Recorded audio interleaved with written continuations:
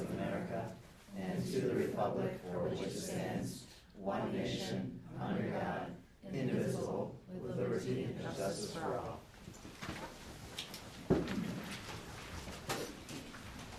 Welcome to tonight's board meeting. Board meetings are generally held on the third Tuesday of the month. The Board of Education is a body of school district residents elected by the community, in charge with conducting school-related business.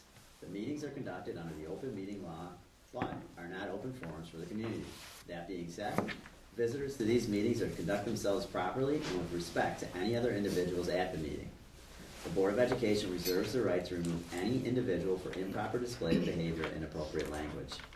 The Board of Education will have a period of time devoted to visitor requests following any board presentations and the approval of minutes shortly after the opening of the meeting. Individuals wishing to address the board will be permitted to speak up to 3 minutes. A total of 30 minutes may be allowed for public comment. If we have any visitors tonight, we will go over the guidelines a little bit more closely when that time comes. Faye, you mind doing a roll call, please? Of course. Thanks. Mr. Taylor? Here. Mrs. Ennis? Here. Mrs. Younger-Davis? Present. Mrs. Benjamin? Here. Mr. Sewell? Here. Mrs. Thompson? Here. And Mr. Bueller? Present. All right, thanks, Faye. We have 3 presentations tonight, and I think, Lynn, Oh, this is the. Oh, I'm sorry. I'll introduce them. It's okay. So we started in the fall Yeah. a process by which our department chairs would come and just kind of highlight some things that were going on in their departments. They focused a little bit on the region scores and item analysis of those assessments because those were the core areas. But this spring, I want you to hear from our 4 other department chairs. They're going to kind of highlight just some highlights of their department. So we have Holly Hudson here from our Fine Arts Department, and then Adrian Fiore will talk after her about our Special Ed Department. Good evening, everybody. Hello. So I'm just going to it's going to be real quick here. I'm going to touch on each of the places for fine arts, which would be instrumental and vocal music, Spanish, and art. It might help if I use the right keyboard. There we go. Okay, so starting with instrumental music, I obviously teach instrumental music 6 through 12 and history of American music right now. All the things that we have done this year and or are doing are listed at the bottom there. Some of the things that I'm most proud of instrumental music this year is just the culture shift that we're having kind of in the band room. Kids are really kind of feeling like a family. You'll see a couple pictures there of kids just hanging out. They're coming down during lunch. They're coming down during study halls to practice and to play and just to hang out. I joke that, I have some Velcro kids, but it's really nice because they are coming down and actually putting in the work, and they just think they're hanging out and having fun, so that's great. I'm also really proud of the joy spreading that our music department just loves to do. The kids will jump in at any chance given if it means they're doing something that will make somebody else happy, so that's really exciting for me. We will be heading to New York City in October. That's very exciting. The chorus will sing at the Statue of Liberty, and the band will play at Dream Mall in New Jersey. And we are going to see The Great Gatsby on Broadway. So that's really exciting. That will be in the fall. Vocal music. Mrs. Milam teaches vocal music. We had junior high area all-state, cabaret, Veterans Day, senior high area all-state, of course our concerts, and they do a lot of Christmas caroling. We went to Roswell, vocal solo festival, music in our schools month. It's still music in our schools month. The pit band and the kids are rehearsing right now for the musical. I think both of us live at the school in March, but there's lots of awesome things happening. We do have upcoming all-counties for both band and chorus. One is this coming weekend, and one is in April. And then Spring Solo Fest. Spring Solo Fest is how the kids get to All-State or Area All-State. They have to prepare a solo and go do that. And the cool new thing for this year, for both band and chorus, is we decided to do NISMA Majors, which is basically solo festival, but for the band and the chorus. I take the entire band, she takes her entire chorus. We have to pick things from the NISMA manual, just like we would a solo for kids doing solo festival. And we take our whole group there. We have time to warm up. We sit down, we play those 3 selections. The judges judge us, give us comments good and bad. And then we can take that back and apply that on our next thing. So that's super cool. That hasn't been done in many, many years here. So that's exciting. And then the vocal department is going to sing at the Muck Dogs game, which is always exciting. So middle school Spanish, 7 and 8, she's using a program called Moat, which is a Google extension for voice recording. And she said it's made speaking parts much easier for her middle school students. The assessments are easier and faster, and the efficiency now allows for speaking portions on quizzes, which she couldn't really do before because the time limits just didn't allow for that to happen. So the other thing is that the teacher can create recordings so the students can hear the word. It's one thing to read it in a language on a paper, but you may not say it correctly. So that's really cool. Students can use all the recordings to improve their pronunciation skills, and that's something she's proud of and having fun with in their class right now. Visual arts. So did I skip one? No? Okay. Visual arts would be Ben, and he is teaching. He teaches all of the things that are below. These are all things done by our students that are on here. And he says the following images are student-made works that encapsulate the experimentation and expressionism of those who walk into my class. My aim in all classes is to give students the opportunity to express themselves while refining their artistic prowess to produce work they can be proud of. And we do have a lot of talented artists at OA. And last but not least, high school Spanish. So Mr. Sformo teaches 2, 3, 4, and 5 Spanish. Spanish 2, he said right now we're reviewing some of the writing and speaking assignments they completed last year and trying to compare how much progress they've made from last year to this year. Spanish 3 have made wonderful progress. They're preparing for the Regents exam, and they're working with a classmate to write a dialogue about their plans for after high school. They're going to eventually perform the dialogue in front of their peers in class. And then Spanish 4 and 5 are beginning to research unique or specific cultural practices across the Spanish-speaking world. And the goal is to write a multi-page research paper, defining it, exploring any connections they may have to our culture here, all in Spanish. So that's our little department. We have tons going on, but we appreciate everyone's support for all the electives and all the fun stuff that all of these classes offer for everybody. Any questions? Holly, for the NISPA, or NISMA. Yeah. For the NISMA. Yep. What made you want to go back to doing that? I can speak for myself. Yeah. When I talked to Mrs. Milam about it, I said, selfishly, I would like some critique from somebody who knows, like, what can I be doing better to get the kids to the next level. But also sometimes when you stand in front of the same group of kids, you kind of go, it's almost like going nose blind, go ear blind to things. So just to have feedback from somebody else, right, wrong, or indifferent, for, they'll give you an MP3 of your recording along with all your comments. And it's just a really good thing to go back and go, oh, hey, yeah, this is something that we could really work on. Or, hey, you did this really well, and we might not even notice that we were doing that really well. So both for high school band and high school chorus, it's a great way for us to kind of step up our game. We do get rated, but as I've told the kids, I don't care if it's bronze, silver, gold, whatever. As long as you are putting your best foot forward, it will help us in the long run, especially when we travel next year. So we've been doing a lot with middle school in the past, going on trips and doing the same type of thing at like Seabreeze or Darien Lake, but it's just, you get rated, but it's not, this is based on all of the standards and the NISMA manual, and it just gives us a really good place to see where we can make some improvements, both as teachers and as students as a whole, as a group. So then when you go, you obviously get rated. Is there another, it's a one-time event? Or it's a one-time event. So band will be on the day of our concert. I don't know who thought that was a great idea. It was me, because that's the only festival that was available. But we're going to go to Rush Henrietta. We're in the morning. We have 3 songs. We had to pick a march, and then we had to pick that's comparable to our level, and then 2 pieces that are contrasting out of the NISMA manual.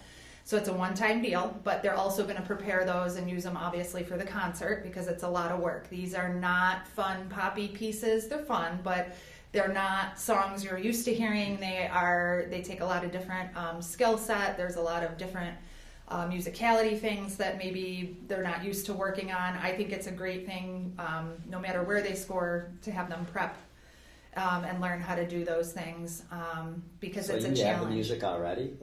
I picked the music, I sent it in, and they got it in their folders 2 weeks ago, whenever our concert ended 2 weeks ago. So we'll work on that from now until May. Is there any cold performance at all, or they just get it and then they have, because that would be interesting. We do get a little bit of sight reading, as and that will either be a train wreck or it'll be great, and it doesn't matter which one it is, it'll be fine. Sure. But it's the same thing for chorus. So she'll prepare a couple pieces, they'll get some sight reading, and they'll get the same type of feedback. Other schools are going, so it is kind of like a competition, but not really. You're competing to see where you are. Anybody locally that's going at all, Holly, or not? I think it's mostly bigger city schools. It's at Rush Henrietta. I'm not sure of any other. Maybe out that way. That way, or we do sometimes have schools in Genesee County, but I think given the climate right now, a lot of the extras are not happening. We were able to coaster this to do it, and it's a great experience for them. So. Well, good luck. Mm-hmm. Yeah, thank you. Yeah, That's great. Yeah, thank you. Thank you for this.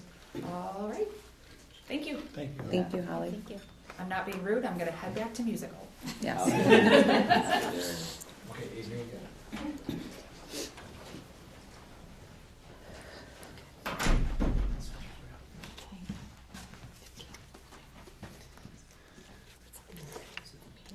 Down? All right. Just get your forward to that. Okay, thank you.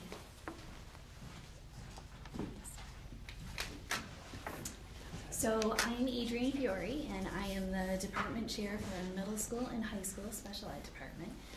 Tonight I just want to highlight our teachers and the programs that we offer.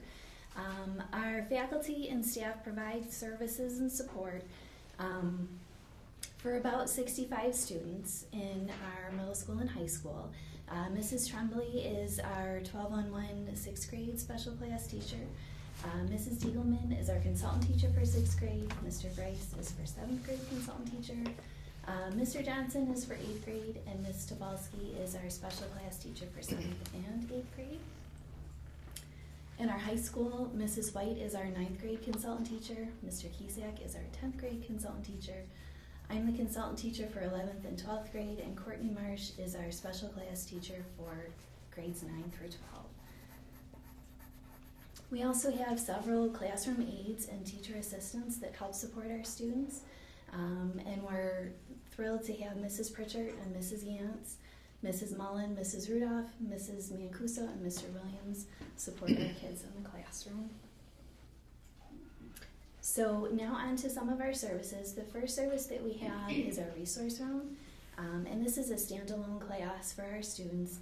They come and visit a special ed teacher's classroom typically once a day, and the classes are no more than 5 students.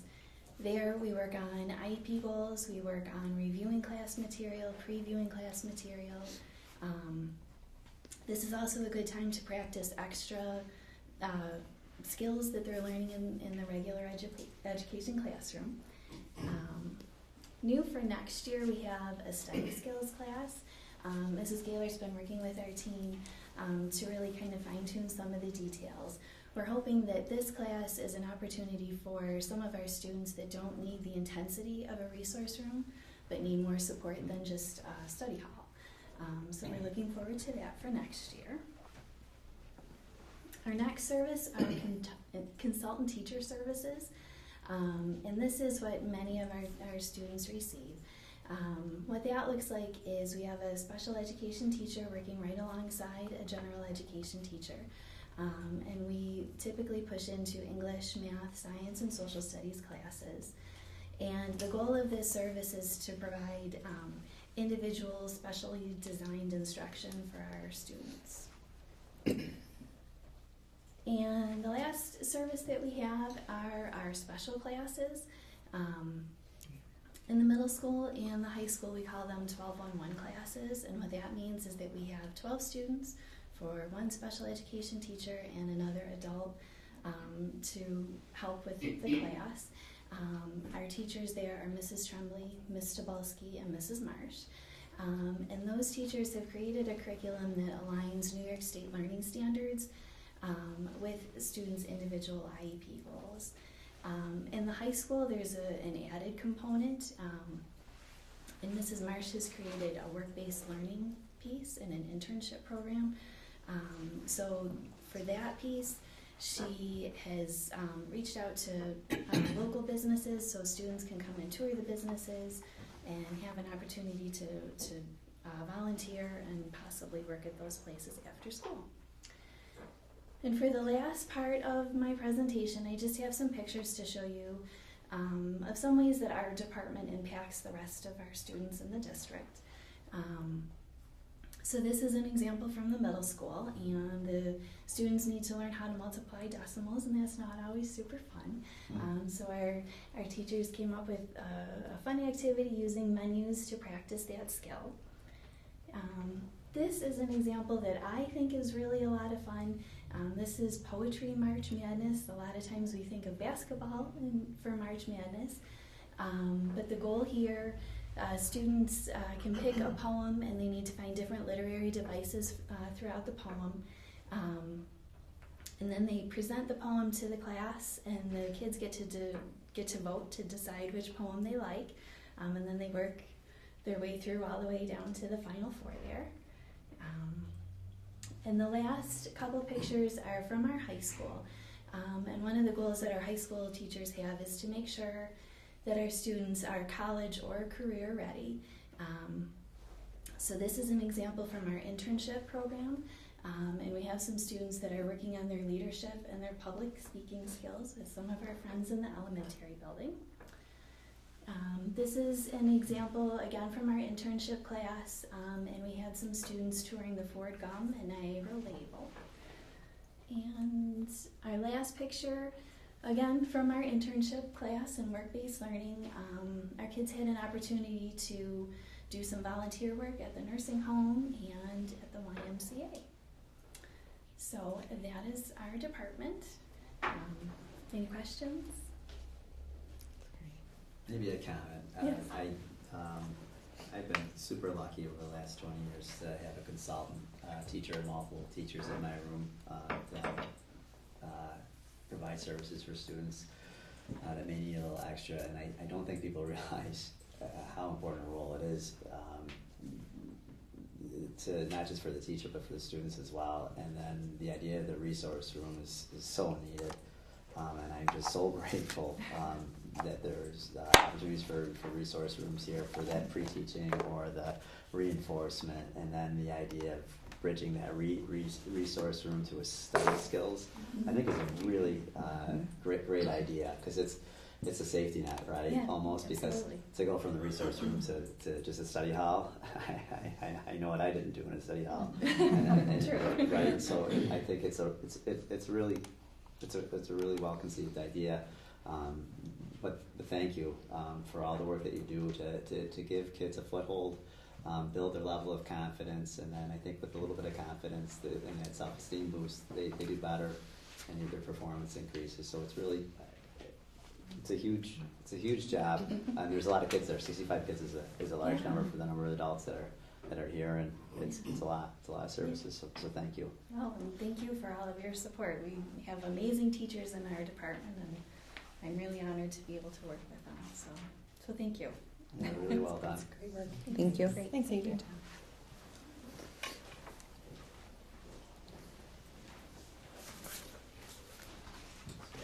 I think I jumped the gun there. I thought I goofed off. I saw a special ed report there, and I knew that this was going to. Sorry, Matt. St. Patrick's Day surprise. I think Mr. Jordan. I think you're up next. Unless there's another trick there. No, you're right. This time. Yep, I'll get it. One of these. Okay, stay away from the board, right? Yeah. Don't touch it. Good evening, everybody. It's been a couple months since I gave our last report, so we have had a lot of area is completed or close to completion. There's still some punch lists that we're working on, but things are going well. This is, I'm just going to do a little presentation of what we've completed thus far, what's going on, and then some photos of what, some of the work that's been completed. This is one of the areas. This is the middle school science room 117 that was completed. And there we go. So just to give you an update, we're currently working on the chemistry, biology, earth science, and physics area. You'll see some photos later of what's going on there. We have run into a few little things, some asbestos that wasn't expected, but we're getting along with that. Currently we're working on track rework. I know it's not a good thing to hear, but things are going well. With that, it was a challenge to get to the point where we're at with the legal departments and everything else. But we've made it through that point, and so the guys are out there working, and we're looking to have that completed by the end of August. We're also currently working on the pool. We've demoed the pool equipment, and we're in the process of starting to lay out and look to install some of the stuff. We have run into a few snags that we're trying to work through. Some pool drains and stuff like that weren't what they looked like they were going to be, so the design team is taking a look at that. And then for the summer, we're going to be working out at the elementary school and bus garage, as well as leading into the next is this past week, we did have bids come in for the Phase 2 spend down project. We had 2 bidders for each category, the general contracting, the mechanical plumbing contract, and the electrical contract. And the low bid was for the general contract was Kircher Construction at $329,000. The plumbing mechanical contract was Michael A. Ferrillo at $240,000, and then the electrical contract was Concord Electric at $265,000. So these are all contractors that have been on the project. We did get, like I say, a bid for each of the other ones that were bidders outside of the that haven't worked here before. So they were within 10. The mechanical electrical bids were within 10%. The general contract was within 20%. So all in all, we're happy with where the bids were. We're just under budget. And moving down a little bit further, there were co-ops. We've got the HVAC controls, StarkTech. They came in at $17,250. That's state contract work. The synthetic turf ball fields, that came in at $1,079,033.35, and again, that's another co-op and state contract. And then the flooring, corporate flooring, came in at $164,468. We did have alternates on the general contract for the flooring as well. However, we were able to save about $40,000 going co-op. So we just wanted to see where that ended up. That's really where we are. And the spend down project work is going to commence starting in mid-June and going through August. So, Mr. Jordan, just a quick question, Yes. if I may. So, can you explain the reason why we're able to have a spend down project? yes. Like, what was that contingent upon? That was contingent upon the initial bids came in under budget, quite a bit under budget. And what that did is based on where our contingency, our original contingency was for the Phase 1 work, we had a pot of about $3 million at one time for that work, and it dwindled a little bit down to a little less than $2 million, and so that's where that money is coming from. It was money that, the bids came in under budget, and we just set it aside, and we're far enough along with the project where we felt comfortable that we could look at other areas that we, in one of the main areas was in turf field. That's one of the things everybody wanted. So Thank you. or some of the people wanted. So that's where we ended up. Thank you. Okay, now what I'm going to do is just go through some the photos. Here's the science room 119. That's been completed. Here's science room 117. This is another photo of what was on the front page there. Here's the teams rooms. The teams rooms, what I did is I only took photos of, or I'm providing photos of one locker room because they're identical almost for the most part. So this is the locker room itself. Then we've got we've got a bathroom shower, and then we have a toilet room or bathroom as well. So there's 2 bathrooms within the locker room. And now this is teams or the changing rooms that are just on the north side of the teams rooms. There's 2 of them. Again, this is just one of them, and just to give everybody an idea of what they look like. Then here is the metal shop. That's been completed. As you can see, this picture was taken today with students in the metal shop. And they've got all their equipment in there, and things are going well. Here's the wood shop. The wood shop, just about, the work in there is just about completed. They've been doing, laying out all the tables and saws and stuff like that. The district has, or Todd has been doing that. And we had some issues with compressor piping. We've got that taken care of, and all that's really left to do is hook up all the equipment to the dust collection system. The dust collection system has been commissioned. It's ready to go. It's just a matter of having all the equipment in position and then hooking up to that. Then here is the high school science rooms. This is the chemistry room currently as it is today. They've saw cut the floors for plumbing. There was a challenge there up front. We had the GPRS people come in. It's ground penetrating radar is to locate different things within the slabs and underground because we didn't know what was there. There was quite a bit of conduits and stuff like that, so we worked around it. It's been able to tell us where we could saw, where we had to jackhammer gingerly. So we've gotten through that phase and things have been working out well. But this is the chemistry area. We did end up taking out a window for access purposes, which will be reinstalled. You can see the plywood on the front of the window there.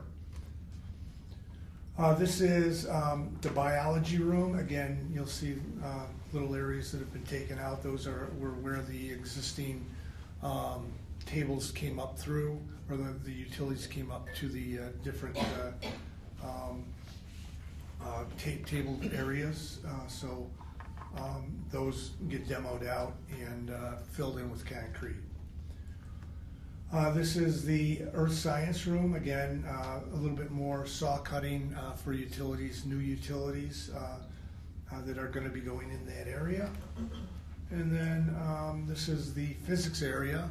Again, more saw cutting to take out some of the utilities and bring in others. And then we've got the field. This just gives you an idea of what's going on. They ended up taking back the carpet the turf, sorry. The turf in each of the 4 corners. because what has to happen, and Rob, I won't touch it, but we've got to take out the drain up to about this area right here to reinstall the drain. The drain went around the perimeter of the track, and that's where we've demoed it so far, but it will be going back here. That's why we had to pull the turf back. And right now, they've taken the stone from the east end and brought it over to here just to store it until they get the east end done, graded, and then they'll put it back on.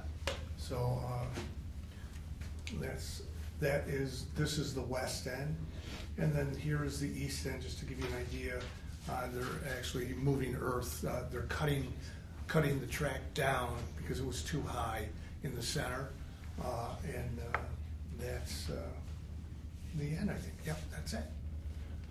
So, any questions? Gotta be a question, Justin. Come on. Well, I always have questions. I always have them all, though. I think it's interesting that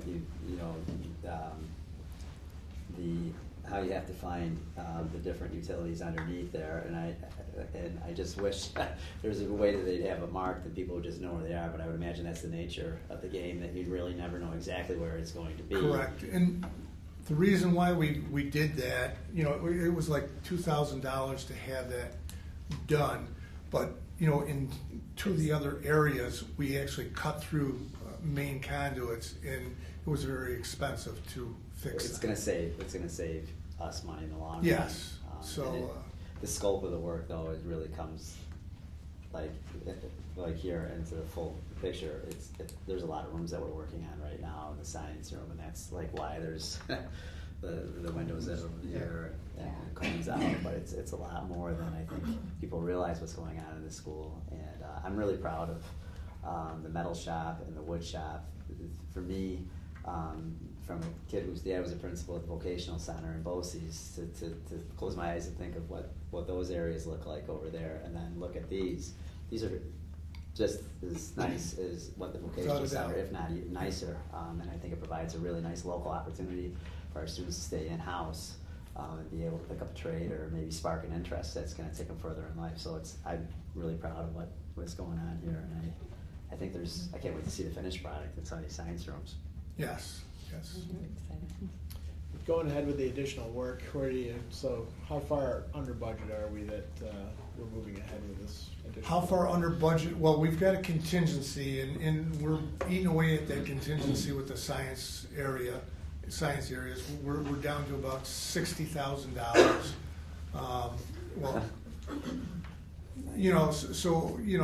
We're getting close, but we feel we'll make it to the end. How much contingency will we still have once we start to go ahead with like the fields and stuff? Well, for the fields, we've got about $100,000 worth of contingency for the phase 2 work, the spend down work. That would be the bathrooms that we're going to be working on, as well as the fields. And what is what's our projected end date right now of phase 2?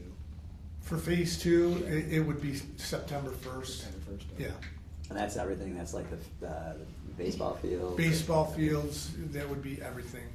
That's when our contract is up as well, so we want to be able to get it done and delivered. So we won't have to see it next year. That's right.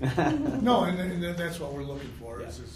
is to try and deliver it on time, so there's no additional costs. I can't remember the last time those science rooms we've really done any major overhauls. I'd like to think 1995, 96 was the last time that we've really been in there to. Yeah, there were different stages when we started the demo. There were some of the cabinets that were there that were original, and that's where actually we found the asbestos tile, because they weren't taken out. So, and then there was one little area back in the storage area. That whole area was left. But it's not as if we're removing something new to replace something with newer. This has been well used for a long Yes, time. I mean, some of the cabinets, some of the areas did have an upgrade at one time, and I think that might have been in the 70s. Yeah, I think they did an upgrade towards right It was around like the when 90s, but I think it Mid-90s. was just like the surface level stuff. Like they replaced countertops. Some with cabinetry. stuff, some of the Some cabinetry. Some cabinetry, flooring, there was some newer flooring. cabinetry. Yeah. So, yeah, Right. no, it's Yeah. it's overdue. No, any other questions, guys? I don't think so. okay, great. Well, Okay. have a great evening, and Yeah. Thank you. You as well. we'll, Thank you, we'll Michael. talk to Thank you you. next time. Take care. Thank you. That's fine. Okay, you two or us? Budget.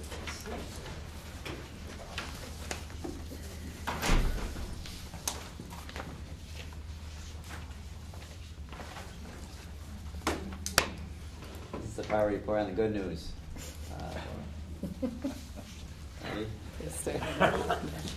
Ready? Hold on tight.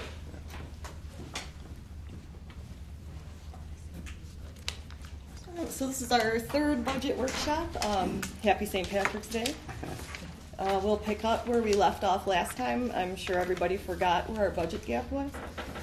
So I didn't. I know I didn't either. Nobody forgot. No. So this is where we left off last time. Our revenues, we don't have to go over all these again because these have changed. And our expenses, we're at about a $2.6 million budget gap. So starting with expenditures, these are the things we did to reduce expenditures.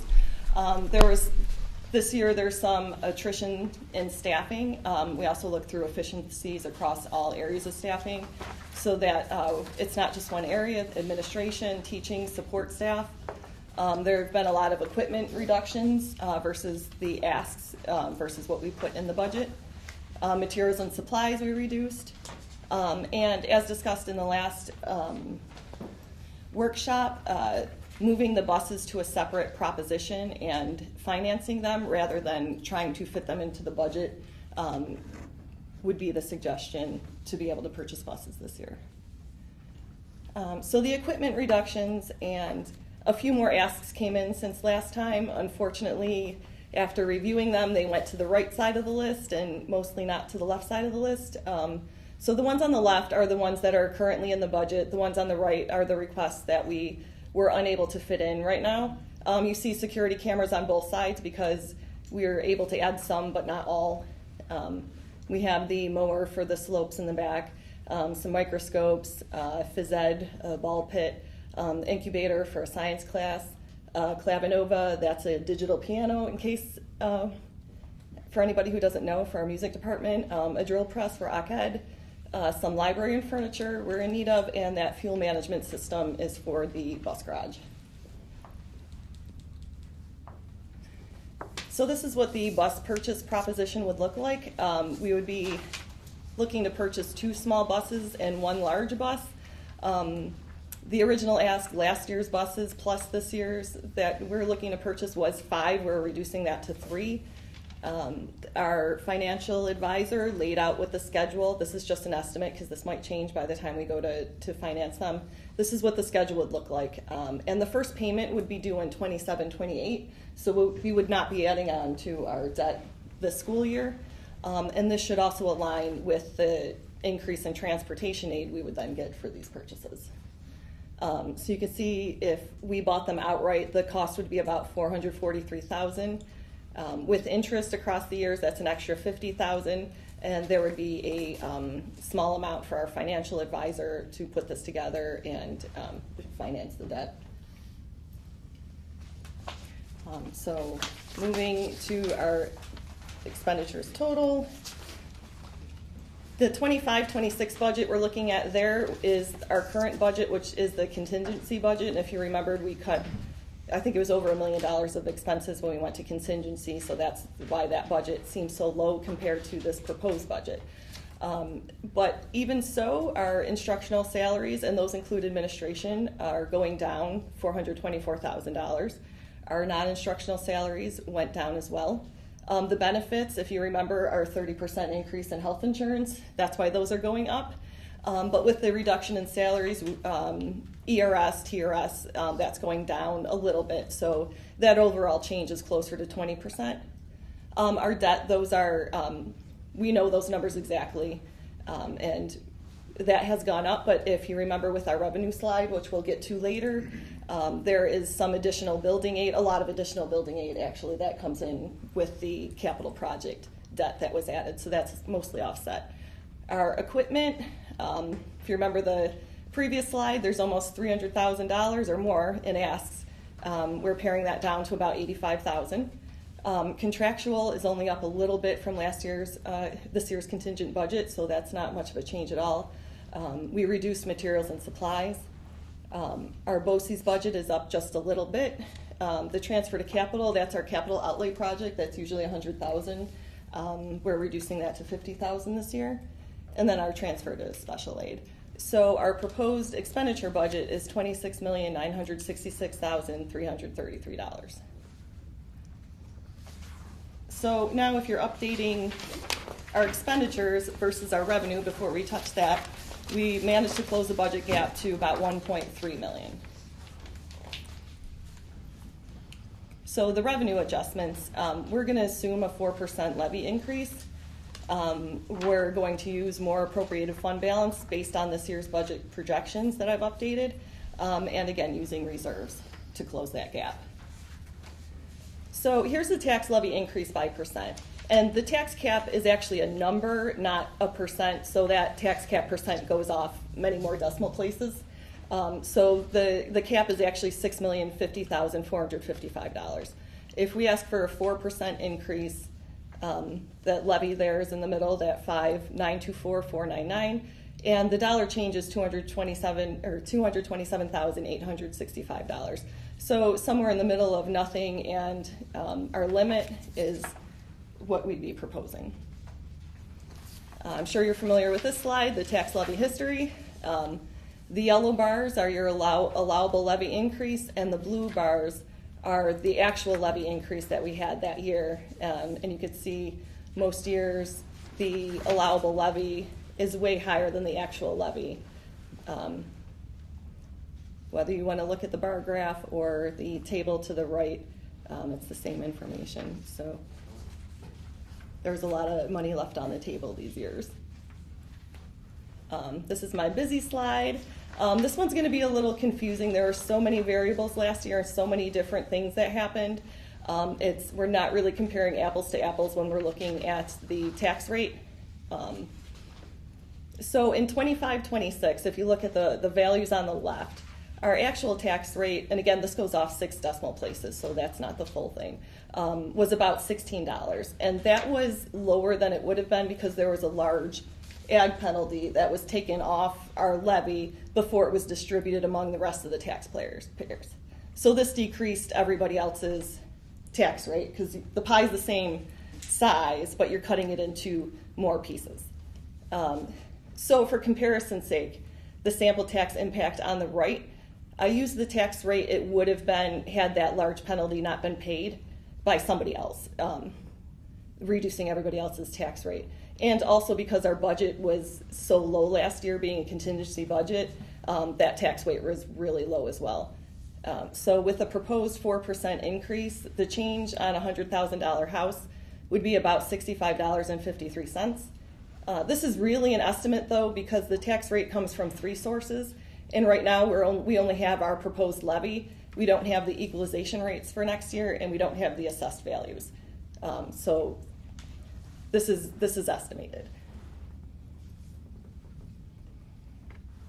So looking at what fund balance we may have to appropriate, I updated this Friday.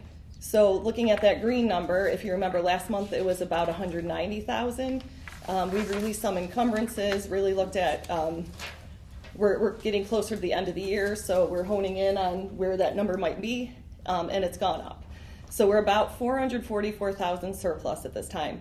And that's been a community effort, our whole district. Everybody has contributed to being very cognizant of what they're asking for and what they're spending, knowing that our financial situation. So I appreciate that from everybody. In the middle of the screen, you see next year's estimated budget. I'm assuming that $26,966,333 and we are allowed to retain 4% of that. So that's your unappropriated fund balance, that bottom number in blue. And so what is left to appropriate to next year is $248,534. So that's an amount that's used year after year to close the budget gap, and you would hope to refund, whether it's your reserves or fund balance. You don't really want to dip into spending that. Now, under our contingency budget this year, if you remember, we plugged that budget gap with the use of reserves, $406,000. And while they weren't defined in our newsletter, they're defined in our financial statements. So those are the 3 reserves we're planning to use this year. So once we do our journal entries using those reserves and the estimated surplus, we have about $654,000 in fund balance that we'd be able to appropriate to the upcoming budget. So this is what our reserves look like with using those as reserves we appropriated for the current year and a proposed use next year. There's an estimated interest column there. That went down since last month because interest rates continue to go down, so I adjusted what I expect the interest to be by the end of the year. So that's the balance at the end of the year, and then the proposed use for 26-27, another $472,000. So our new balance will decline to $4.78 million roughly. The reserve for debt is separate because it's not in the general fund. There's a separate debt service fund, so that's why I listed that one separately. So the reserves at the top plus the $100,000 from debt service, that makes the $406 that we appropriated the current year. So when we put those together, state aid, like I said, that's going up, mostly because of the building aid from the capital project. Our tax levy changed to that 4%. The pilots are the same. The unclassified is the same as the last presentation. The major change is the appropriated fund balance and the use of reserves. That's about at $1.1 million, which is a lot to use in a year to close a budget gap. But that does mean, for now, our budget revenues do equal expenses, appropriating that fund balance and reserves so we can get there without too many more cuts. Looking at the expenditure adjustments, not versus our adopted budget for this year, but versus the estimate that we had originally, just so you can see where this was the rollover budget versus where we are now. So you can see the major changes. A lot came off of salaries. Benefits went down a little bit from what I originally estimated because of the ERS and TRS with the adjustment with salaries. And the health insurance didn't go up 33%, it went up 30%, so that was a little bit of help there. We reduced equipment by a lot. Contractual is roughly the same. We reduced materials and supplies, and then the transfer to capital. So that's how we were able to reduce that budget, the $1.3 million. So that $2.6 million gap was closed halfway with expenditures and the other half with appropriating fund balance. So here's some notes. While our debt service expenditures did increase, it's largely offset by building aid. The health insurance premiums, as we've mentioned a lot, that's a major factor in this budget gap. That went up about $1 million. In the current budget, the removal of the capital expenditures disrupted the cycle in aid, so that's going to be hard getting those back in. That's why the bus purchases are on a separate proposition. And this budget contains very little budget flexibility. So if there are larger variances, more unexpected expenditures, there's very little room in this budget for that. In previous years, there was a little more room. For future considerations, we can't continue to keep using fund balance and reserves to close the budget gap. That's not sustainable. We've already seen our reserves are declining. They declined this year. We're proposing they declined last year. And in the 24-25 cycle, we had a negative balance at the end of the year. We had a deficit. So our expenses do continue to increase while our revenues remain stagnant. So if you can't, we need to look for additional revenue sources and decrease expenses so that we can right-size both things. The debt service increase for bus purchases, again, won't start till 27-28, so we won't see that in the 26-27 budget. And we're looking at exploring additional shared service opportunities. So these are the important upcoming dates. Our next budget workshop is April 14th. Our budget hearing will be May 12th, and the budget vote is on May 19th. If I can just add one caveat to the April 14th meeting, that will be the meeting where the Board of Education adopts the budget, and then that will be the budget that we will be communicating to the community going forward. So obviously you can see, and Laura, really a lot of kudos to you and the team. There's been multiple meetings and phone calls and refinement, and we're still sort of working there. But there are some expenditures, so for instance, the debt service, there are some expenditures where because of the nature of the system, because of the nature of aid, there's a near offsetting revenue increase. So you add to your debt service, but you get this revenue increase. That's very important. But it doesn't apply to things like health insurance. So roughly you're usually talking about perhaps maybe a 12%, somewhere between 10 and 14% health insurance increase. Well, this is double that, or even 1.5 times more. That's 30%. And so it's really challenged us. It's challenged a number of districts, across the region, and hopefully, that is something that stabilizes in the future. But that has been a significant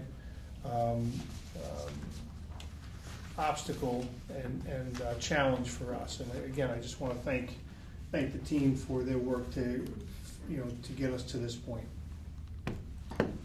Well, as far as health insurance goes, we're part of a consortium, right? Correct. Yes. So there's a consortium out there that is made up of school districts. It's called GAP, the Genesee Area Health Plan, and it's 20-something school districts. And so what's happened is those expenses have gone way up because they've exceeded the premium. Because some of the needs of some members who are part of that have really outstripped the funding. So it's just not impacting our district; it's impacting Burge and Alexander, all school districts. Correct. But you tend to, by pooling your resources and pooling your experience rating, which is the health and well-being of your employees, you tend to do better than if you went out by yourself. But health insurance is a big challenge. Not only for this consortium, there's a Finger Lakes consortium. Right. There's one in the Monroe called RASH. So there are the consortiums throughout the state, and they're all to some degree being challenged. And every year they set rates, and some years maybe it was a little. They were like, well, we want to keep things low this year. We have a good surplus. And then you can go back and it's kind of like your tax levy. Could you have gone out with a few more points and maybe had a little bit more in your surplus so you wouldn't be at this point? But that's the calculus that every consortium has to make. And the consortium is made up of representatives from the school districts. Yeah. Right. Well, and the other piece on that is that that's not just public sector challenges. I know this is national trend, New York State especially, because of the way insurance is impacted by our state government taxation laws and the things around it. So it's not, I think the only difference with public versus private is the fact that in the private sector, all those costs can be passed to the employee, where in the public sector, we have contracts and things that are going to mean that those costs get absorbed by the district, whether or not it's something that's financially feasible to the district. Yes, and in our contracts, just to point that out, we're bearing, we have a responsibility to come up with the difference, but then so do our employees who have to pay their portion of it as well. So it does impact everybody, but you're spot on. Laura, we're doing the financing the buses, can we then, since we're financing it, we can still get the state aid for that the following year, Yes. correct? Mhm. We're financing it. Okay. So we're still at 472,000 roughly that we're going to use for a fund balance this year. Right now, that's what you're showing, correct? From the reserves. Yes. Okay.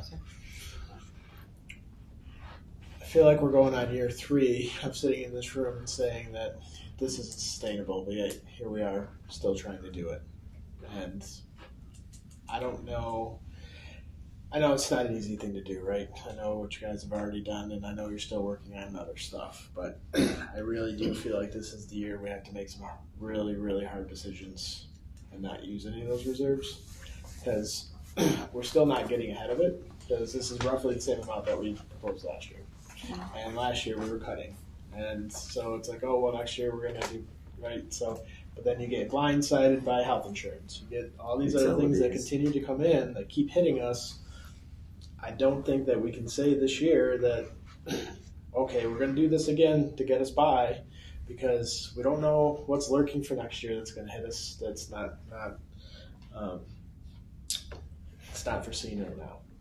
And I know it's a tough thing, and we're having to make a lot of tough decisions right now, but I really do think that before now and next month, there has to be some pretty serious considerations that we have to really talk about to get rid of that, because, like I said, Well, even if you go back to where's the instructional comparison comes to 25, 26.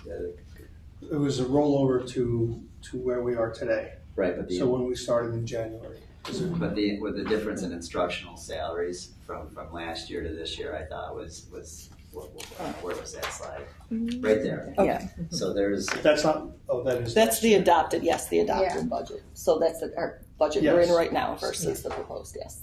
so it's actually decreased from last year to this year. From this current year to next year, yes, we're proposing a decrease Right. of And so 424,000. right. So that's a big difference right Yes. there. Which is comparable to what we're yeah, no, and I mean, what I could say is, if the health insurance was within our projection of 10 to 14%, we wouldn't have to use fund balance or reserves, more or less. right.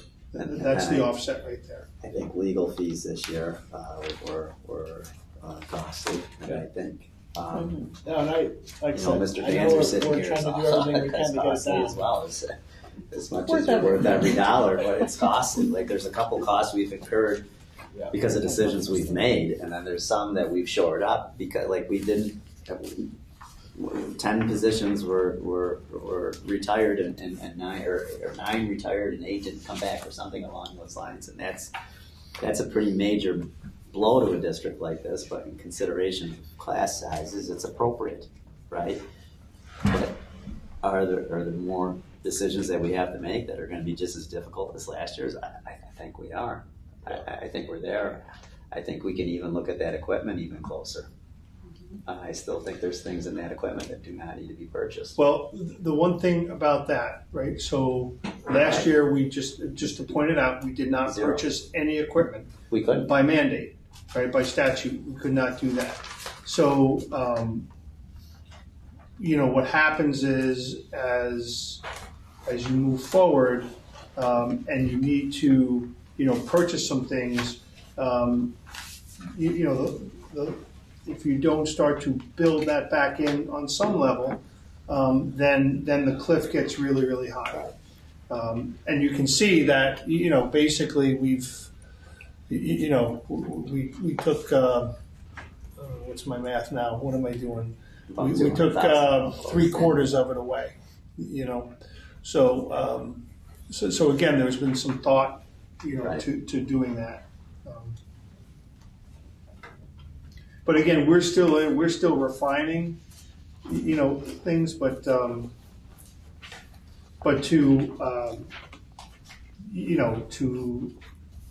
put fund balance at 0, not use any fund balance, to have to come up with roughly $450,000 would be a very significant challenge.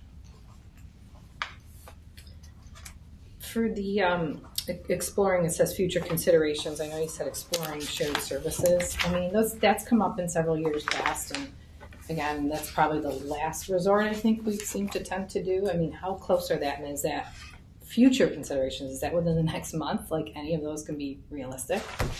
Like, Well, we're working on service? it. You know, we're working on them. We're working on, you know, we're talking to some districts and seeing what is truly, feasible, you know, feasible and viable. I don't want to just say something and say, oh, we can do this, and then not really, you know, you're trying to hammer out the details of, can this really work? Right. I know that's the time component, right? Yes. I mean, you're really short. That's why I mean, future is this like, okay, we'll lump through with like, you know, the fund balance stuff, but. Well, I think there's is two. next I think year. there's two futures. I think some of it's in the immediate, and some of it is something as, you know, we get past this.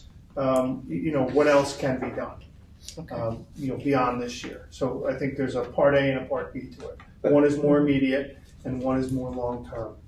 But I think the discourse was not all, it was hollow in the past, where we said we would explore. It never occurred.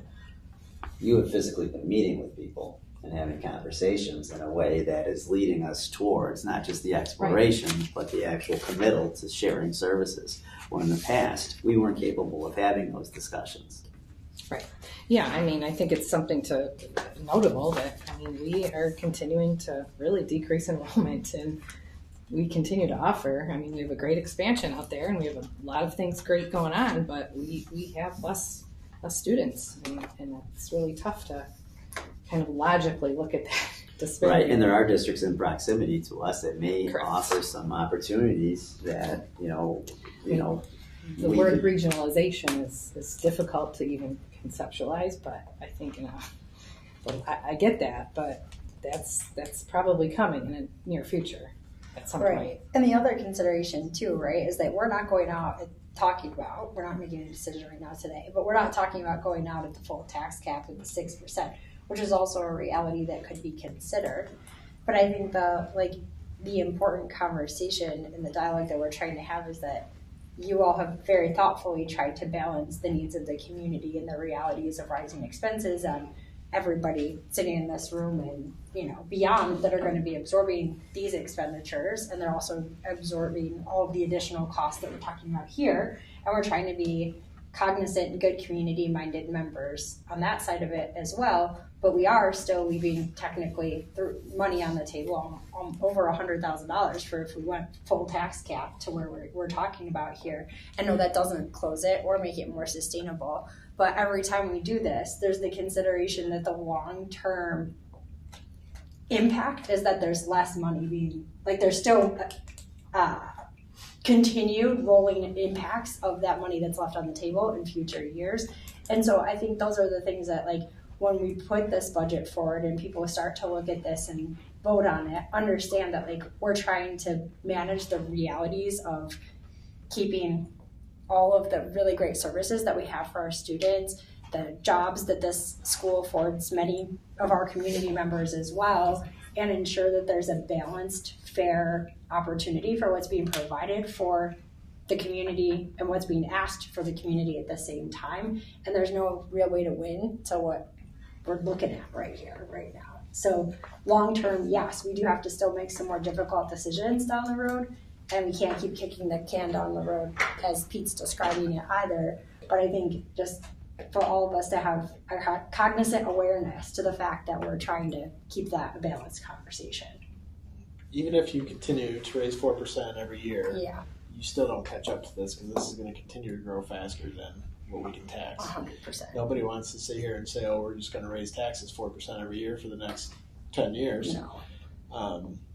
So that's where I think we still have to. I mean, at some point we've got to cut more out. Right. I mean, that's just, at the end of the day, you're not catching up to it. Yeah. I mean, and the economics of all of this too, right, with the way the tax cap works, is that also home values are going to continue to be inflated because the way the housing market looks as well. So it's only going to cost people in the community even more as home values continue to inflate. So there's just long-term detriments on both sides, and there's realities all businesses and public and private sectors are facing, and there's no good real solve here, but I think long term we have to think about what can we reasonably offer, what can we reasonably absorb as a community, and how do we find a nice fair balance in between those things for our students and everybody who lives here too. So I mean, no answers, but thank you guys for taking the time to do the hard work. Thank you to everybody that has worked here and really also tried to pare down this budget, understanding the cost implications and working within the contingency budget and all the challenges that's created. It's definitely not a fun place to be. So I appreciate that. Great work. Thank you, Laura. I think it's important to remember too, we're still living in a contingency budget. So that doesn't mean that it just never happened. Those expenses still came. We still had to pay for things. You know, it's like deferring on a loan. You still eventually have to pay for those things. So coming off of that, and then when we look at our own budgets, look at your own electric bills and gas bills, and the costs are rising for everybody everywhere. There's still lights that have to be turned on. There's still heat in the buildings. So there's a lot of costs that we really don't have any control over. Coming off of a contingency on top of that puts us in a really challenging spot. But I also agree with Pete that kicking this can down the road further and further, that the math isn't going to math. It's not mathing. So there's got to be some tough conversations and decisions. But hopefully everyone comes out and continues to watch the meetings and educate themselves on what it is we're trying to do here and ask the questions before we get to the actual vote. And Laura, can these be put up on the school website? Yes. Yeah, I'll do it for you. Thank you. Thank you. Justin, Yeah. the resignation that you're accepting tonight, do you intend to replace that position? So you're talking about staff attrition. I'm just curious about specifics to 11.2 there. Is that position going to be replaced? Answer. I may have spoken very terribly about it. Oh, nonsense. He always says amazing We're still evaluating everything, all positions. I think that's an important one to the community. We talk about, attrition of staff, and I apologize for missing the previous budget workshops, but the specifics of what staff we're talking about. Yes. So, will that be next month? It will be. Yes. Pilot revenue coming on to help with some of, is that, we anticipating that next year? Yes, in fact, that was a note I just made myself. We do anticipate that. I know there's discussion and there's a public hearing with Stream Data coming on, and we've been in contact and in discussion with them. We need to see what that's ultimately going to be, and then what is the phase in of that, because it's not going to, they won't start paying until certain things are built, certain deadlines are met. They've given us a projection, but obviously, it's a bit of an unknown, but certainly we're aware of it, and we certainly know that could generate more revenue. But you're always wondering, so for instance, this year, thankfully, and again, I don't know if it's going to happen going forward, but early on there was a good deal of concern about the federal grants that we receive, because there was serious talk about them not being funded, which would also be devastating, because we offset some of our other costs, some of our salary costs and benefit costs and other things in some of those, our special ed grants, our Title I grants. We were faced probably for the first time in my career on a real level that could not happen. It is not going to happen, thankfully, but we just don't know. It feels a little bit different now. Quite honestly, and I don't mean this the wrong way, but you could always rely on those grants. You could always rely on them. And then this year was the first time that there was a significant question mark put on those grants. And certainly if that happens, then you have to.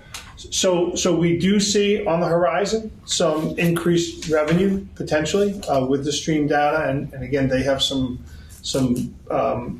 processes that they have to go through. So that is that is definitely a consideration. It's the solar too, though, right? And we've got a firm number on that, so we're flat on pilots right now, but the big. One coming on next year, right? Yeah, the Cider Solar is coming on. Yeah, I don't have the pilot slide in this one, but Yeah, Cider Solar is the Yeah, it wasn't a lot of money. The cider is No, it really wasn't. Wasn't it like 300? Was it 30,000? No. It was 300 something because it just barely offset Right. plug power going off. Yeah. Somewhere around 350, I could get you that.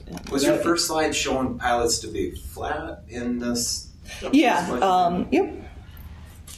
I think it's an increase of like $12,000 or $323 that's going up. So That's pretty that flat. doesn't include cider then, the 26, 27? It does, It does. yes. Let me It's the find. same, right? Yep, hang on, because something's coming off. Let me. Yeah, find. because Did isn't you- the Yeah, is the Is it plug like- power still in there? but doesn't Plug is still So in. plug actually, we potentially lost the plug. Luckily, It'll be Stream absorbed. Stream said that they would pay for I it. thought they were going to pay it. Yes. this They're going to coming absorb year. it. Yeah, they're going to absorb it and pay So it. wouldn't that be in addition to Should have cider? been, Hang on. yeah. But that's also, so next year, there's no guarantee that Stream pays that plug power pilot. And Yeah. you could have a gap in So that. Cider Solar wasn't in this year. That's coming on next year at $378,179. When you say next year, you mean It's 27? 27, 28. It's coming on. So it's not coming on for next year. So this It's proposed one budget. more year removed. Yeah. So in 26, 27, Plug Power's coming, or 25, 26. This year, Plug Power paid their pilot. Next year, it's being taken over by Stream Data, so that's the same amount. The difference is Stream's not Bright Oak Solar went up the $323. not guaranteed. There's been no contract. There's no signed. contract saying that they have to pay it. So we were in that meeting, right, with Mark Massey, and he said that, but no contract, I understand. So and Matt, that'll come in a 3-part series. So they're building 3 actual building sites. So when the first building is completed, that's when that first part of revenue will come on, and then second building and third. So the whole amount will be after the third. Yes, the whole amount will be after the third, and then there is a 2% increase every year. So we did build that in, but that's all potential at this point. And Nothing the signed. revenue may look different. Instead of a pilot, it may be It's gonna be an ECA. which is a little bit different, and it's not such a negative tax driver. So more to come, I suppose. So on a good note, it can be used for pretty much any way we direct at this point. It doesn't have to be put into a specific fund. Excuse me, I'm just getting on board with this stream and data center stuff, and I did read the Batavian, the 50,000 that there's donating, is that a done deal? Have we, We accepted that two Is meetings that- ago. For 2 meetings ago, we accepted that donation, yes. you accepted, and what are the strings attached to that? Like, There- if somebody gives you something, usually they want something in return. Yeah, there are no strings, as it was explained to us, and, they asked us to put together, a list of some items that they feel like would connect well to the community and/or expand,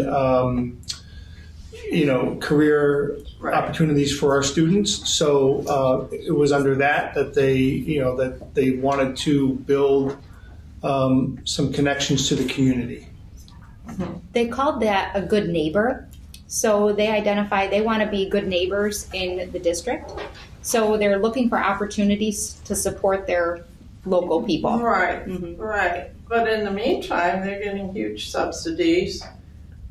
They're only going to have 125 jobs, and they've already intimated that we're not techy enough in this area, and they're asking for outside people to come in. I don't understand how this is going to help the community. Property tax values are going to be affected, as well as the environment, energy costs. It just kind of snowballs. I do not understand how this is going to benefit our community. We've been in a drought system last year. The farmers have suffered, and we know that data centers take a huge amount of water, like beyond a huge amount. Do you plan to go to the public hearing? I think because that's probably your good venue. question. I don't know how that's applicable to Yeah. us tonight. At all, think as far as our overall budget it's- goes, because it's not going to have an I kind impact. of think it's the overall thing that, they're deeply invested in the well-being and prosperity of the community where they live, build, and work. Well, I am not sure that this is going to make us more prosperous. I think they're saying one thing, but the reality is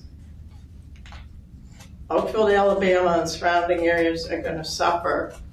That may well be, but I don't know if tonight's the venue to discuss that. I think what we're looking at is trying to present you a budget that's going to have certain revenue streams here.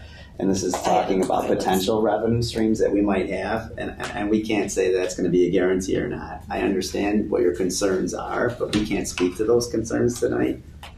I understand that too. So there's a little bit of a separation here. yeah. I'm not looking to shut you down, but if you'd like to sign in for visitor requests tonight and speak, you sure can. So this is, I'd like to Just for the record, I'm Sure. not in favor of it. Okay, thank you. That's for the record, and I will not be in favor Well, of it. thank you tonight. And there is a town meeting, right? There is There is. a I meeting. believe it's on the 19th. The 19th, Yeah. So And we're not trying to extinguish No, your I voice. know, We're just I I know. always would like to This stay is on why track here a little bit information tonight. No, that's okay. And thank you for bringing questions. Yeah, and great questions. I don't think. Do we have any more questions here? Are you done, Mr. Lamb? Or do you have more? A couple more.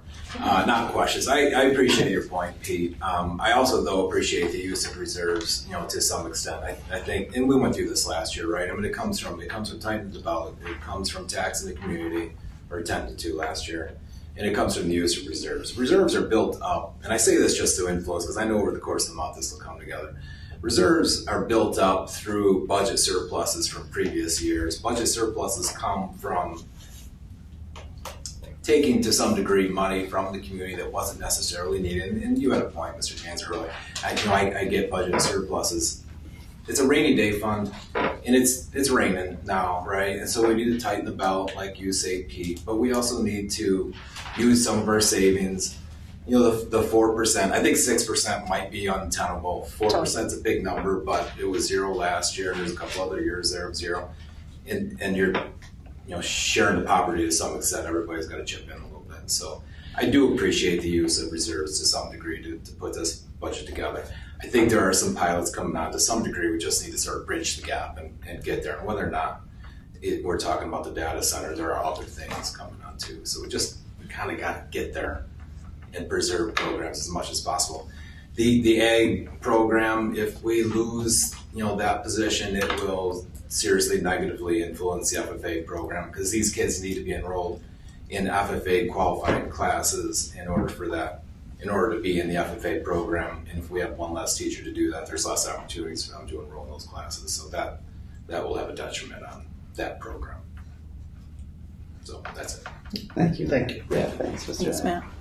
Okay, on to the approval of minutes. Item 3, be it resolved that the minutes of the February 24, 2026 regular meeting be approved. Can I have a motion? So moved. Thank you. Second. Thank you, Jackie. Any discussion? All in favor? Aye. Opposed? Motion passes. Visitors request. Faye, do we have any tonight? Patricia Smith put a question mark. That was Well, me. nice to meet you. Sorry, I didn't get it. Oh, all right. Hi, my name's Patricia. I graduated from Oakfield. Oh. I moved back to Oakfield, Well, thank and you. I have seen the changes. Visual, I say the solar farms are the visual. Data center will be the invisible one that will be just because it's not visual doesn't mean it's not as impactful, if not more so. All this money and 125 jobs for all of that is crazy. It's $6.4 million per job. Is that how do you balance that? It's Somebody's making a lot of money, and it's not us, and it won't be us. It's going out of the area. It'll make us poor, and I believe that totally. If you care about your health, the environment, your home values, and I know you do. I can tell tonight. I know that you do. This is a Band-Aid fix, but you pay so much down the line. The Iroquois wildlife. You can't tell me that noise 24/7 isn't going to disrupt all that migration. People come from around the world for that migration. I don't think you're gonna do what you're gonna do, but I go with your eyes open and look at where the money's going. You know, the Genesee County Economic Development thing, they stand to make a lot of money by having Stream go in. Not just a little, a lot. And they're paid on, their revenue comes from finding tax subsidies and getting companies to come in. Sounds good on paper, the numbers are amazing, but 125 jobs for 3 large, gigantic buildings, permanent jobs, well-paying. They're already asking to go outside of this area where it's supposed to be helping because we don't have the people to do that. So I just, it's not all what it seems. It isn't what it seems. So. I appreciate that perspective, and I think you have raised some really valid and important points. Unfortunately, in these seats, we're sort of not in a space where we have any ability to impact what's happening with those contracts and the information there. We, from a budgetary perspective, would receive funding that supports the district, but that's as far as our involvement in that scenario really goes. Whether it comes or doesn't come, that's really the forum for the town meeting and Genesee economic development conversations. But I definitely encourage you to voice your opinion at those groups. I think it's an important perspective that you're bringing forward, and thank you for joining us tonight. Appreciate that. Thank you. Yeah, thank you very much. Curious, how long did you leave Oakfield? You said you graduated, you left, and then you came 30 back. years. You left for 30 years? Couldn't wait to get out of here. Then here you are. And here I am, and yeah. And how long have you been back for, Patricia? Over 20. Okay. Wow. So you're not just coming back like recently. You've been back for a little while now. Mm-hmm. Well, yeah. For a long time, it was kind of just like how I left. And in the last few years, it's totally flipped. Yeah. Totally. And you just drive around and take a look. It doesn't take rocket science to figure that out. But the data center is something else, and they're very well spoken. Much more, this is the first public speaking I've done in a long time. So you've done a great job. But they are very slick. And yeah, they've been doing this all the time. And they're not, they don't like to answer the hard questions. And they just slither off. But they talk a good talk. But do we really need 3 huge warehouses with 125 people being full-time, well-paid employees on that property? And what do we get for it? Yeah, remains health problems, environmental problems. It sucks a lot of electricity, and it uses huge amounts of water. Well, thanks again. Thank you, Patricia. We hope to see I you could again. go on, but I won't. I bet you could. I can too, believe it or not. Okay. But thank you so much. Thank you. Thank you. Okay, on to, have a good night, guys. On to approval of warrants. Be it resolved that after an audit of the bills, payment of the warrants, and internal claims audit reports be approved. Can I get a motion? So moved. Second. All right, so Mallory first, Maria second. Any discussion? All in favor? Aye. Opposed? Motion passes. On to the treasurer's reports. Be it resolved that the treasurer's reports of January 2026 be approved. Can I get a motion? So moved. Thanks, Mallory. Can I get a second? Second. Thanks, Pete. Any discussion? All in favor? Aye. Opposed? Motion passes. Let's see here. 2, 6. There's no policy time tonight. Laura, if you like.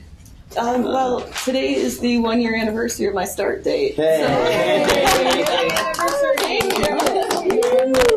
So, Is that right? I was thinking yes. it was next month. Okay. And being St. Patrick's Day, I wore the same dress. So. Oh, my gosh, I love it. Well, anyway, even with the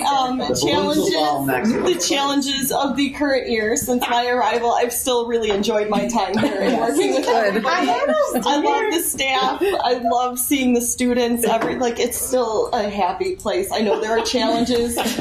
But thank you for having me. I'm on the inside because there was a real moment of deja vu when you walked in the room and I said to you, I really love that dress. It's such a beautiful color. And there you go. It wasn't deja vu. Happened? That was strange. And then now we clarified everything. Yeah. Thanks. Now we're good. A once-a-year dress, you know? You have to say the same thing. I think we have the conversation. Legitimately the exact same discussion. Yeah. Please come back next year. That's the anniversary. Thank you. Yep. Please. You've had an interesting induction. I have. Thank you. Welcome. Mr. Banzer, anything tonight for us? Nope, just a couple of things. Welcome everybody. Thank you for being here. I had a few minutes to speak at the National Honor Society, and it was really a very nice event celebrating our students who have, achieved that honor. I want to thank Ms. Silchi who was the advisor for that. She did a really nice job of putting everything together. It was a nice event, and the theme of my very brief closing remarks were just build the life that you want to build. And there's a story of the carpenter who wanted to retire, and his boss said, "I need you to build one more house," and his heart really wasn't in it, but he reluctantly agreed, and he didn't do the job up to his usual standards. And once he was finished, the owner handed him the keys and said, "This house is yours." So the moral is, the moral was, you want to build it the way you want it all the time, and build the life you want. So just a quick little message. And you clearly live that, right? Well, we try. You're doing it right That's now. the goal. Yeah. That's the goal. But it was a very nice event and well put together. Sometimes being the advisor of the National Honor Society comes with some issues and challenges, but really they were handled very, very well this year. And I know Mr. Peterson was, providing some guidance, which was, I think, helpful as well. But kudos to Silchi for that, and congratulations to our students. A lot going on, obviously. We got plays, we got music. Spring sports are starting up. Just a quick note to all of our winter sport athletes, and for their effort in really doing their best wherever that laid out for them. So now we're on to spring. And today's it. Today's the last day of snow. I know. Okay, that's it. Okay. Warm weather ahead. All right, see you in shorts tomorrow. That's it. That's it. Thanks, Mr. Banzer. Mrs. Gaylor, any updates for us tonight? So I was just going to reference the study skills and resource room that Adrian already kind of referenced. We're excited about this opportunity. We're excited to be able to support up to about 10 students that really just need some of that guidance, that study skills, the executive functioning skills, time management. So as all new courses and adventures start, we're kind of building it as we go. We have some guidelines, and every year we're going to take some feedback from the teachers, what worked, what didn't, and continue to make this really something that Oakfield can be proud of. So I'm excited for this to be offered. Thanks, Lynn. I think it's a great idea. Connie, any updates? Well, we hit on conference day, March 10th, March 9th, something around there. Just a couple little highlights from the two buildings. Matt put together, we talked about AI a lot, and he partnered with Chris Harris at BOCES, and each of our teachers got a ChatGPT account, and Chris programmed in with some prompts so the teachers could spend some time on the conference day revisiting their course descriptions for our website, and we don't really have a physical description book anymore. And so what he did is put in some of the prompts so it would align with the portrait of a graduate and New York State standards. So that was kind of a neat thing, neat way to take technology and put it to use for the teachers, and they could see firsthand how it could benefit them. In the elementary school, we were able to get our teachers some more training with Reveal Math. We're close to the end of our first year. We had another slot of training available, so we asked the teachers what they were interested in. They wanted more information about the assessment piece, so we had a 2-hour virtual with a Reveal trainer on assessment, and then the teachers were allowed to work both within their grade levels and vertically to align their assessments, and they learned some of the tips and tricks with what you can do with Reveal, because you can make edits on it digitally, and then you have the edits in your own test. And so they had the opportunity to do that. So just a couple of the highlights from that day. So with the Reveal, Connie, for the assessments, is when you're how do I want to say it here? So they were able to meet with a representative about how to not change the assessment, but maybe edit it in a way that is kind of aligning to what their instructions are. So they can manipulate, they can add questions, take questions out, reword a question, if they want to order questions differently because they do this unit here to align better with New York State standards.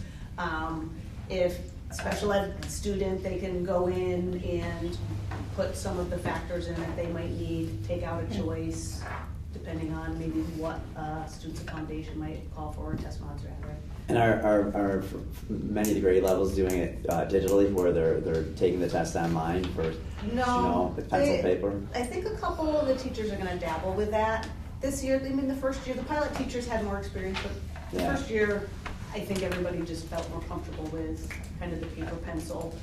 Some of them do print things out, and I know a couple of grades have been starting to experiment. They were talking about experimenting, doing the exit tickets. Yes, I've seen those at my house. Yeah. So they're dabbling into it. And I think next year will be the year where, okay, now everybody's done it for a complete year. They've done the PD, and they'll start feeling more confident. And hopefully it will be a little bit easier year for them. Because anytime you have to do something that's a little bit... Yeah, it'd be interesting.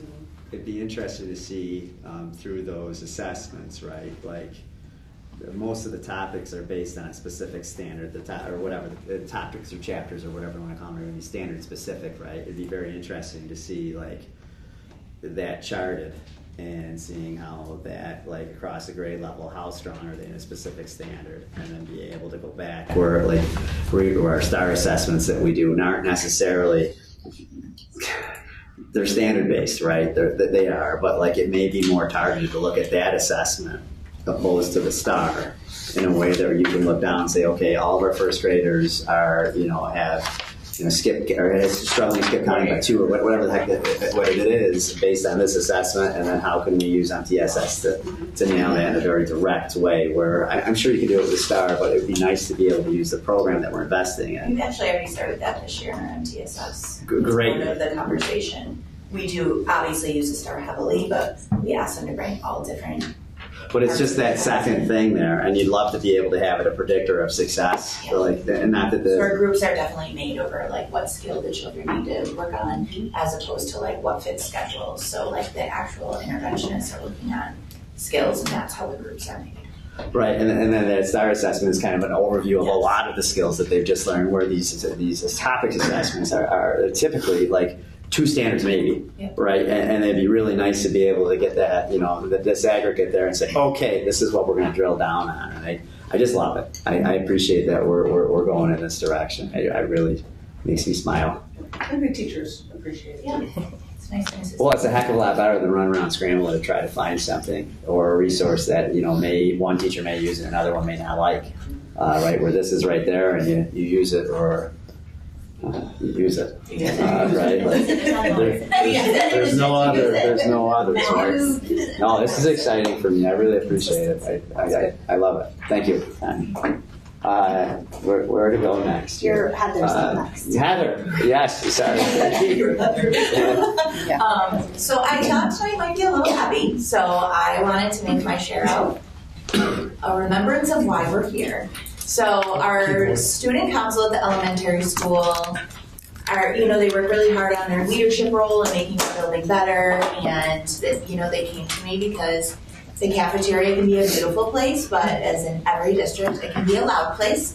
And they were trying to brainstorm a little bit with me, and then when I went out on my surgery with Lynn, green light go. Yeah, ways to help Miss Rita and Miss Barb in there, because I do believe they work really hard all day, and it is an opportunity to be social and have fun, but we still have to maintain our manners. So these are our student council friends, and this is a video that was pushed out to our entire building. Who designed this intro? Mr. Lamar is the head of student council. Good. It gets He better. found an iPad to do this. Yes. I love it. Just wait. Just wait.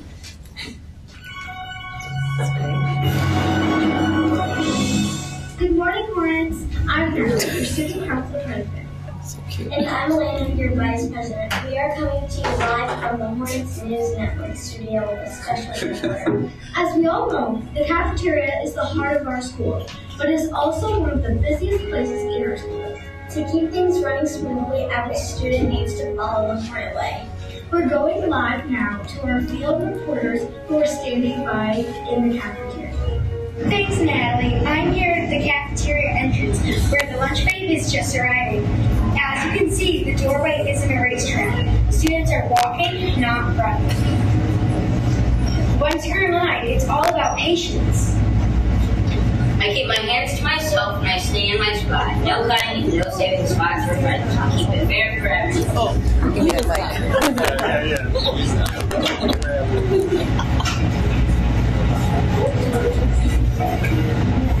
Manners are required here. Back to you at the desk. Great reporting. Now once you have that food, finding a seat safely is the next step. Let's check in with TJ, who is live in the cafeteria.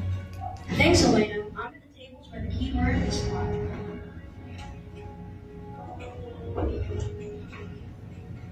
I pick a seat quietly and slide all the way into the group of my classmates.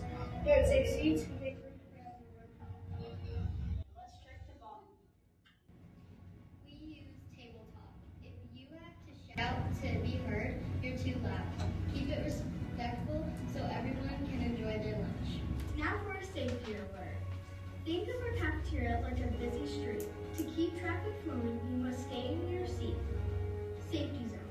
And that is your seat on the bench. That's right. Staying seated keeps the aisles clear for our staff and friends carrying heavy trays. They need to throw away garbage, or use the restroom, or leave my table for any reason, keep my feet on the floor, and raise my hands. Perfect. Wait for Miss Barb or Miss Rita to give you the okay before you move. Now lunch is over, but the work isn't done. We follow the leave no trace policy.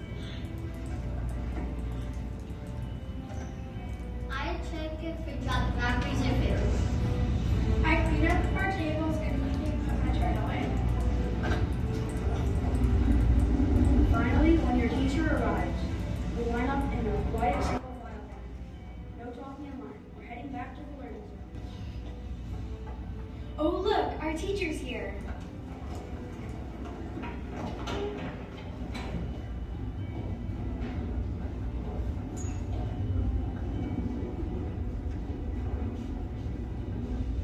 Now for the most anticipated news of the month, the Golden Fork Trophy. This is a symbol of ultimate respect. Starting now, this will be awarded once a month to the grade levels with the best behavior. One trophy goes to our leaders in pre-K through 2nd grade, and one trophy goes to the leaders in 3rd through 5th grade. Winners get to display in the center of the classrooms and receive a special certificate and a shout out on the morning announcements. It's simple. Be safe, be respectful, and be responsible. For Hornet News Network, I'm Natalie. And I'm Lena. And that's the Hornet way! Oh, that was good. Feel free to show videos like that every month. Yes. Perfect. That's your only good. That's great news. That's great news. It's like that. You'd rather hear that than me. Thank you, Thanks Anna. for sharing. Yeah, We that's needed awesome. it. Matt, you got to follow that now. Yeah. What do you got? What do you That was your lunch Our from up fun here? effect was really not much fun at all. This is more information forward, so I just wanted to give you an update. Oh, Hitting my neck. There you go. I will keep it short. Oh, stop it. We made a change this year with how we chose the students for accelerated math. And it was kind of a radical change, and I was a little nervous about it because what we had done in 6th grade is identified some students who we thought might be ready. And in 7th grade, we created out of the 3 tracks. One of them was for accelerated, but there's a couple flaws in that system. You're assuming really that a third of the class is accelerated, and you didn't have all the data. So what we did this year is we waited, just created 3 tracks of 7th grade math, and then at the halfway point decided to look at the assessment data from 6th grade, to look at the assessment data throughout the year, rely on the teacher recommendations, and then recommend a number of kids who we thought were ready for enrichment so that they would be ready in 8th grade to take algebra. So I'm pleased with the way that went scheduling wise. I'm pleased with the way that went and how we identified kids who were ready. I think we selected 13 students, and from there they had a choice, the parents and the student, to whether or not they wanted to accept that enrichment. We borrowed some time for during office hours, set them up with Mrs. Jimian, and then she's filling some of the gaps in learning that they didn't get in 7th grade so that they'd be ready for algebra. So I'm pleased with the way that's going. I anticipate doing that again going forward. We sent letters home to parents notifying them both after 6th grade and then at the halfway point this year on how we selected students for enrichment. So it's going good. It's a process that will probably continue. Great. I love it. Because another year in math, like there could be those fence sitters, right, in 6th grade that just are close, right? And then you get another year in math in 7th grade, and you have 2 different perspectives. Not that Mrs. Leikert's perspective isn't valid, but like a whole year can change a kid in a positive You get way. a bigger picture if you wait that extra half year. And that number 13 is nice. It's a nice number, right? Like to work with those kiddos that are ready for that enrichment, and then to be able to, be successful. And what has happened, we found, is that some of the students and parents decided not to, so we're down to a lower number, and what we'll make the decision on next is do we want to create an 8th grade section of algebra, or just matriculate those kids into the other existing algebra section. So it's opened up some scheduling flexibility as well. That's great. Yeah, I like that a lot. That's cool. Thanks, Mr. Beerson. Mr. Montroy. We had a very successful winter athletics season. I have just some highlights for you. Our boys indoor track were Class B4 sectional champs. And then within that, Landon Pagrazio was our GR field athlete of the season. Our girls basketball had an undefeated regular season. They ended up losing in the sectional finals to a very talented and young Keshapua team. I have a feeling we'll be seeing them there again next year. It was a good game. I was hoping it was going to go our way. Our cheer team took second in the GR. They won 2 tournaments throughout the season. Our swim girls also took second in the GR, and Tori Davis was our GR swimmer of the year. And our boys basketball team lost to a really good Fillmore team. They ended up ending their good season.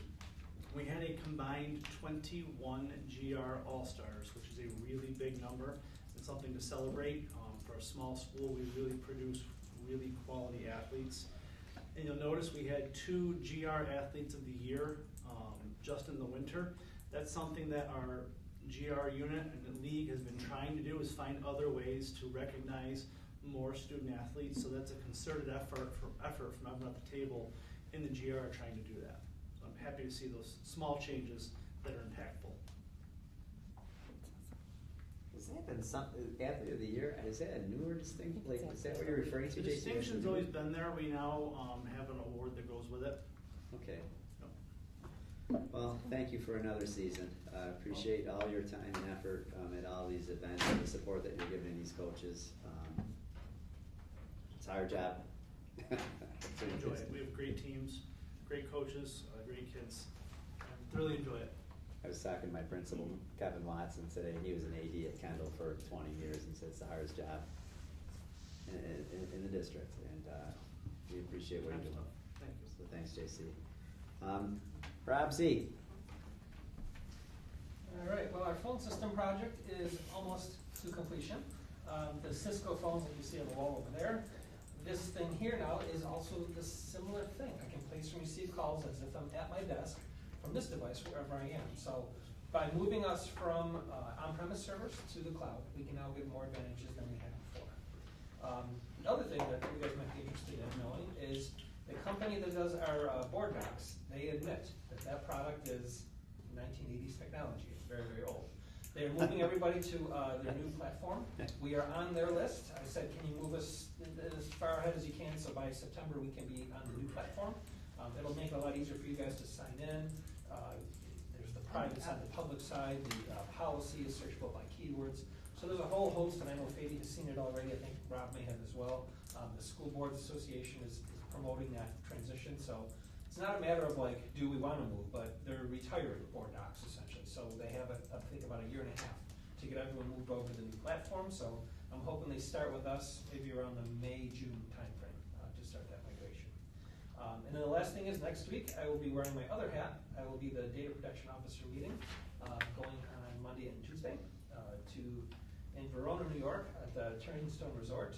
They had to move the event there because now this is the 4th year in a row they've had this conference, and they've outgrown their Albany location. So a little bit closer to us, which is good.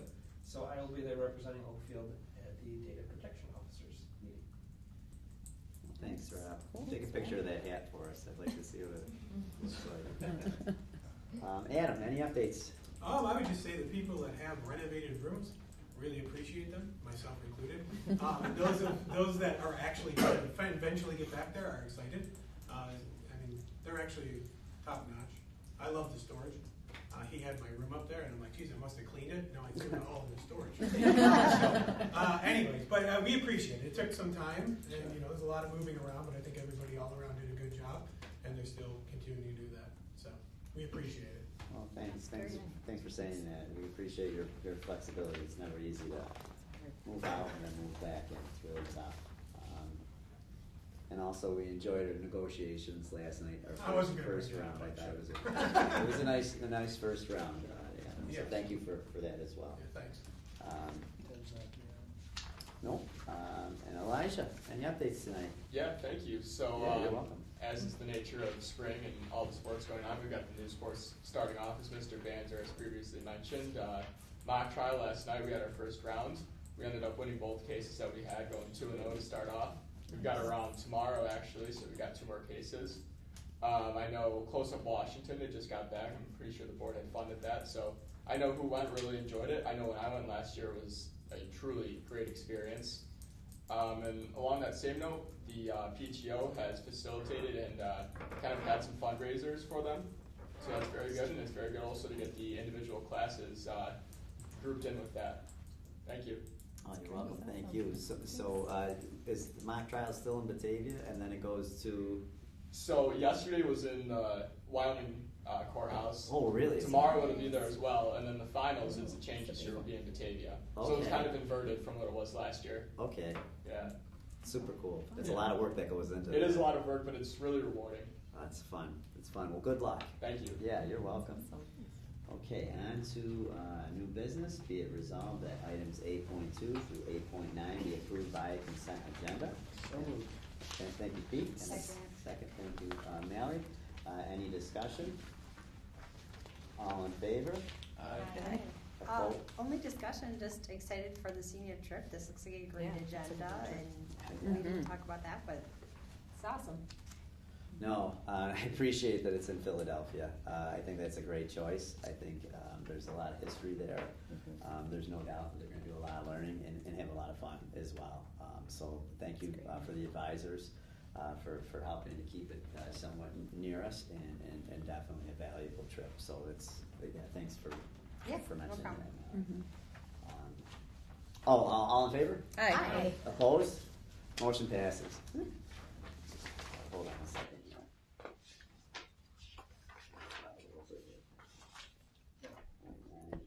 Okay, 9, Fady, any communications at all? No, okay.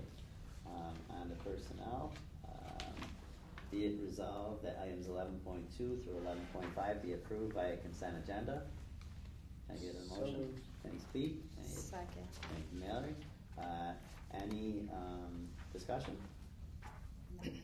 All in favor? Aye. Opposed?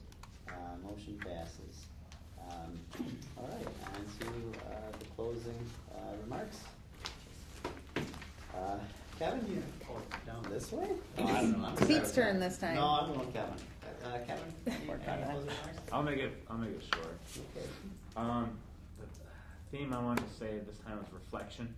I'll start with the dark and end with the bright. I think the reflection with the whole budget thing and looking at the capital projects, it's just a matter of reflecting back for us in the future of choices that have been made and being prepared for the repercussions. And looking at past years' tax levy increases, I see a lot of zeros, I see a lot of minimals. And as we have alluded in the past and today as well, how much longer can we keep kicking the can down the road? Are we doing what's best for the school district? We have to keep reflecting on year by year, especially those capital projects, which it looks amazing. And sometimes you can kind of say, look, especially with the numbers on the screen today, to like phase 2, it's like, oh, if only we could use a little bit of that money, right? But you can't. And we made that promise and we're building it out and things look great, which is awesome. Sometimes, the eyes are bigger than the tummy. And it's going to be an amazing school district, but we have to remember in the years to come that we might need to tweak the way we approach the last 5 years to come back to what's best for the students, for the teachers, to provide the best learning experience possible. So I find that to be a reflection that I will carry forward as well throughout my tenure on the board. So that's the dark part. The bright part is it was so cool going to Finger Lakes Community College, and I'm just reflecting on, we have these 3 podunk schools that are 10 miles apart from each other that all make it to sectional finals. Yeah. And how cool is that we all beat up on each other throughout the year, and the Lady Lancers and the Lady Fighting Irish and the Lady Hornets all make it together. I wish I could have stayed for both games, but God bless my wife and allowing us to bring the 3 kids. That was a little hard to do. We took a lot of bathroom breaks as we're still potty training.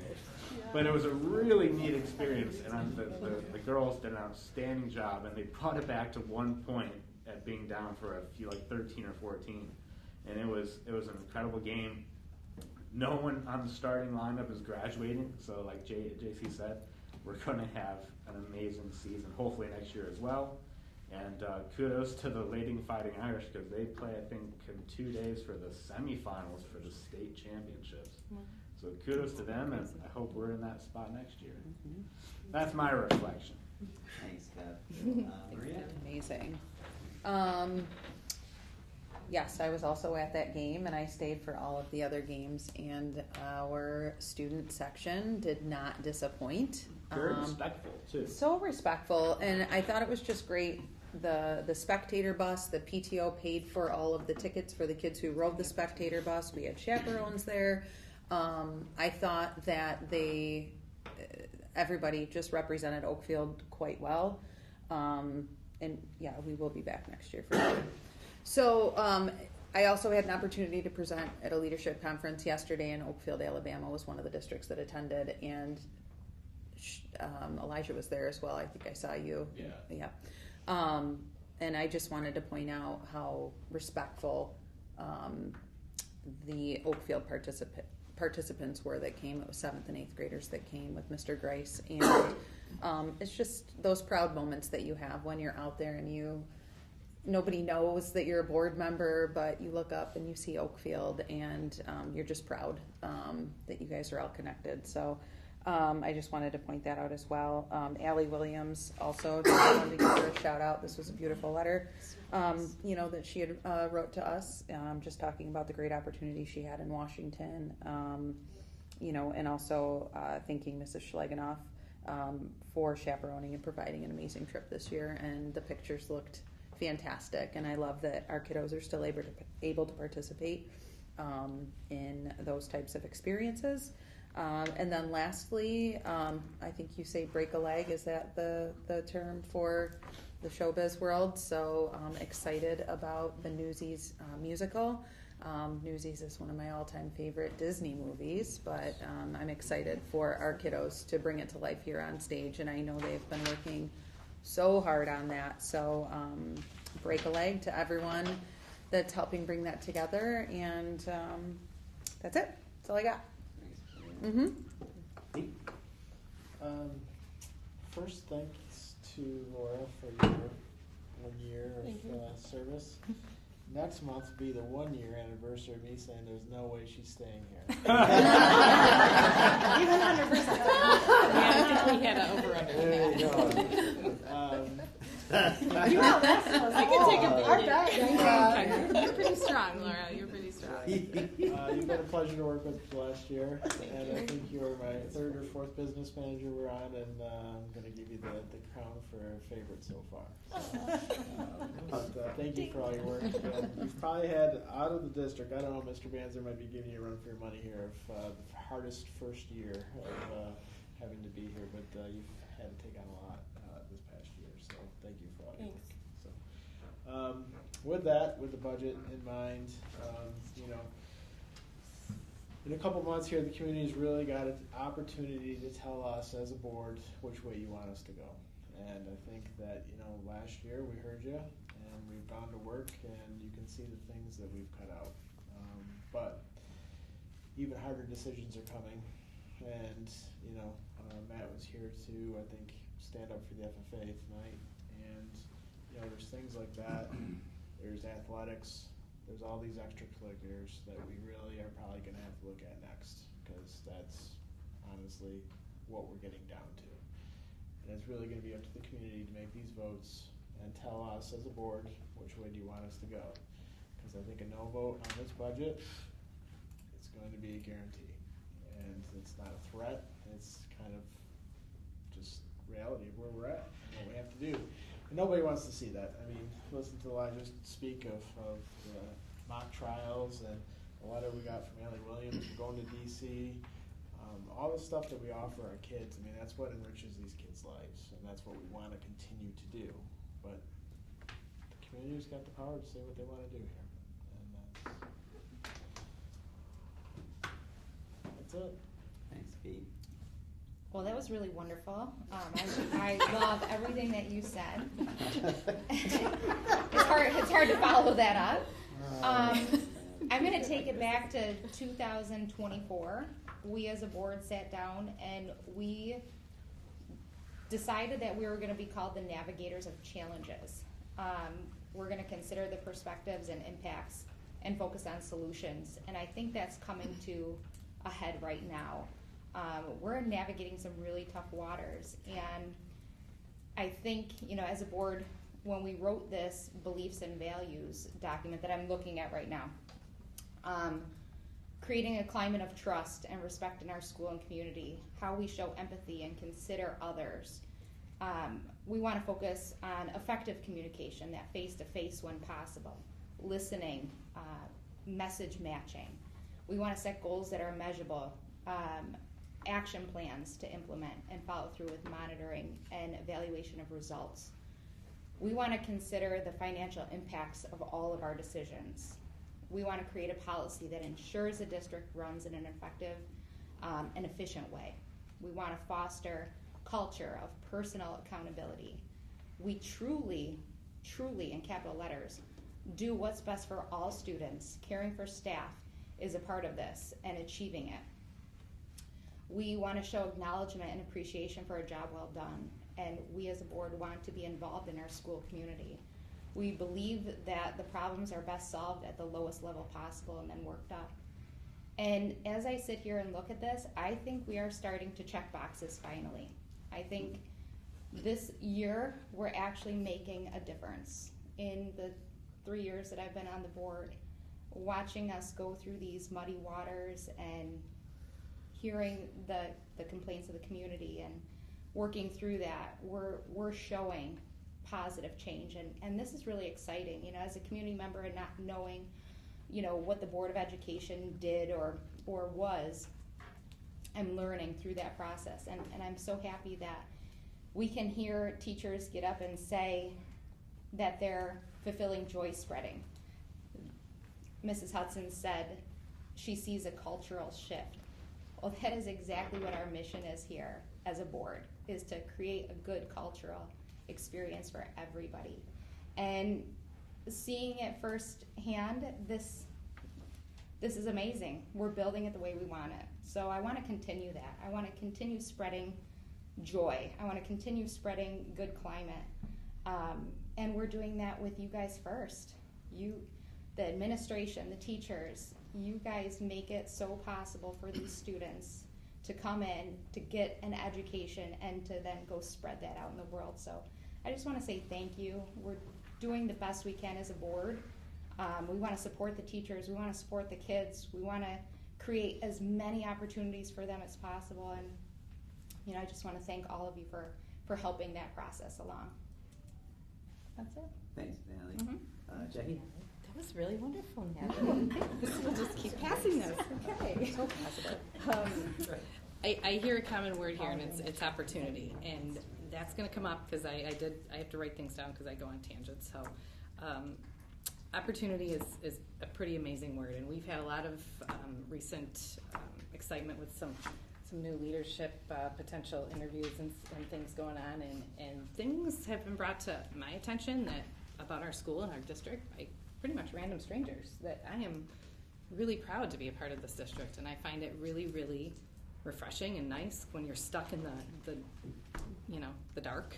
Sometimes you're like, wow, this is our perception to other people, which is really, really good, from our website that's complemented, from our community, from our resources that are so little, but what provides so many and so much opportunity for our students. And in rural districts, when it's becoming more apparent, that's just doesn't happen. And we do that. Like, that's really, really proud. So in honor of, the Winter Olympics that we just came from February, I know it's March 17th, St. Patrick's Day, but it still feels like February. Yeah, it does. I go up to Lake Placid frequently. I used to live there. My kids and I frequent it, and Olympic year happened, and it was really, really cool to be up there during an Olympic year. Ice hockey, capital of the world, pretty much. Miracle on Ice, everybody remembers. Herb Brooks, and I'm gonna start off with a little quote from him. And it says, "Let me start with issuing you a challenge. Be better than you are." That's a little bit of what I think we all need to think about sometimes, where we're at in this dark time with the budget. It's stressful. It's not comfortable. It's a reflection, as Kevin mentioned, about decisions we've made in the past, and you think you're doing the best thing you can, but then realize down the road, gosh, maybe we didn't do, but it was the best. It was the best we could at the time, right, with what information we had. But it comes back to a little bit of some core values for me: honesty, trust, integrity, and accountability. I think are things that I personally try to reflect on and bring to everything I do, and I think it would help. It would help right now for this entire district, for people, for the world, to kind of reflect on those. And what Natalie said, we refer back to our OA beliefs and values that I looked at all the time. When I reflect on these decisions, we go through. This was really, really helpful. That was one thing that I still love, that we did this.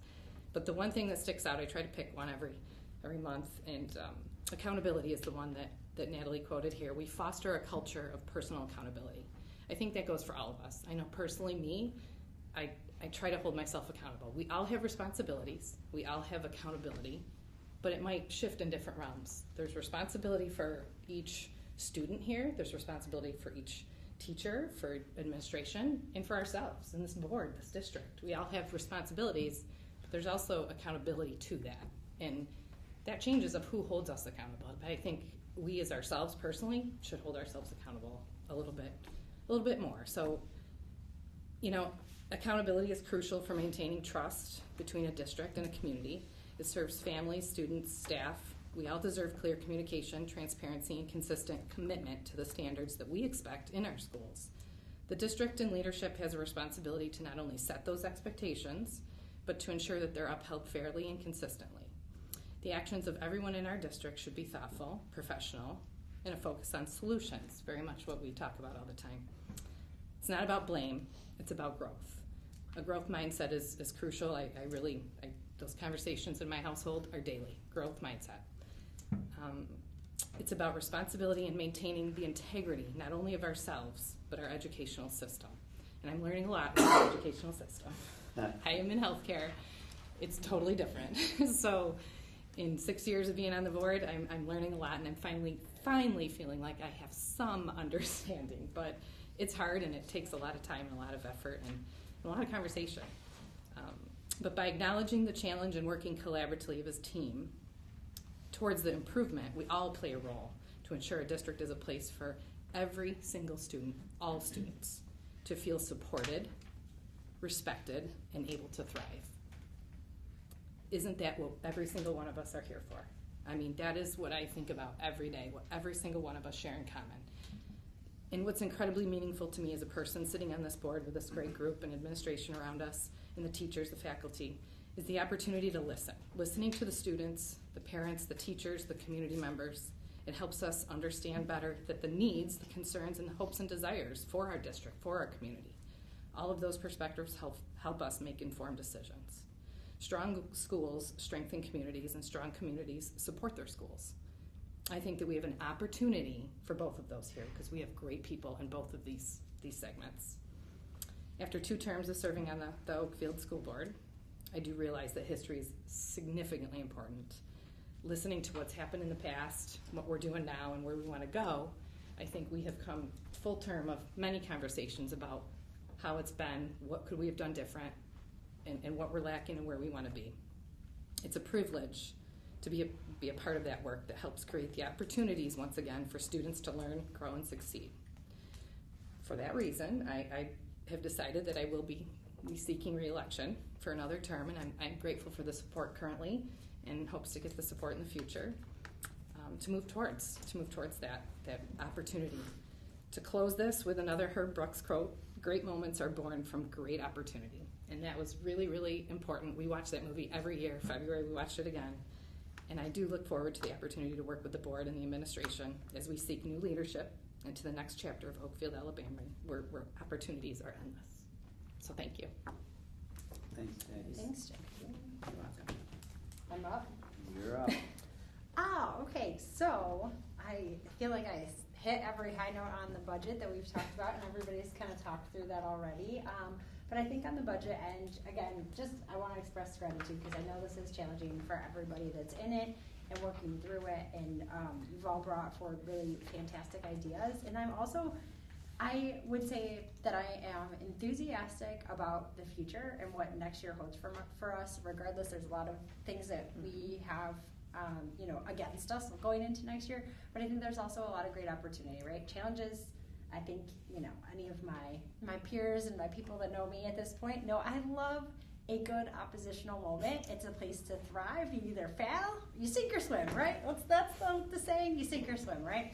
And so those are all great opportunities for you, anyone in those situations, to identify ways that we can be successful and move forward as a district. And so, yes, there are some things we're up against in these spaces, but I also am very encouraged by a lot of the ideas that I heard from our group in terms of how we could potentially start to look at opportunities for, regionalization, sharing services, what we can continue to offer our students, because that is really important. And I think from the community perspective, I think it's important to remember many of our community members now had the great opportunity to attend this district, and many of us have had the success or the opportunities for success that we have as a result of the education that we got here and a lot of those experiences that were afforded to us that many rural district schools do not have for their students. So I think we're not, sitting up here blind to the challenges that exist for the long run, but I think there's some really great solutions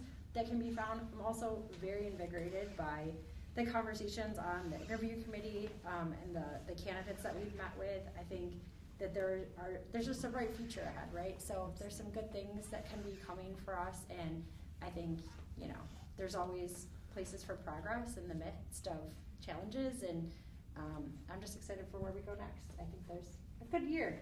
2026, 2027 is our year. That's right. It's coming. It's coming. It's coming. It's coming. That's my prophecy. Speaking we're manifesting it tonight. I don't know. It seems Can't interesting. wait. We'll Can't just wait. roll here. That's what I got. Okay. Well, thank you for all of your insightful observations here tonight. For closing, I don't have a lot. I will say that this board has been busier in the last 6 months than it probably has in the last 7 years. It's been out of necessity. We are in a need for a thoughtful change, and I think there's a lot of thoughtful changes occurring right now, and I see a different future than where we've been, and it's hard, but we've had a really great leader here to help us to see some of those different avenues and opportunities that we can have, and easier ways to have softer conversations, to hear everyone's voices. I really do, at the end of the day, appreciate you, Rob, and I've learned so much from you in just the last few months that I will take with me for as long as I live. I really do. The impact that you've had here is just more than I could have ever asked for, so I thank you, and I look forward to what the committees have to say, with who we're sending to them. We had a really healthy number of people interview here. I'm very pleased with the candidates that we did have, and I know that there's some good choices that they're going to see, and that's coming sooner than later. And other than that, happy St. Patrick's Day. Have a good rest of the week, and thank you. I'd like to make a motion to end the meeting at 8:12. Can I? So moved. So moved. Thank you. Second. Any discussion? All in favor? Aye. Opposed?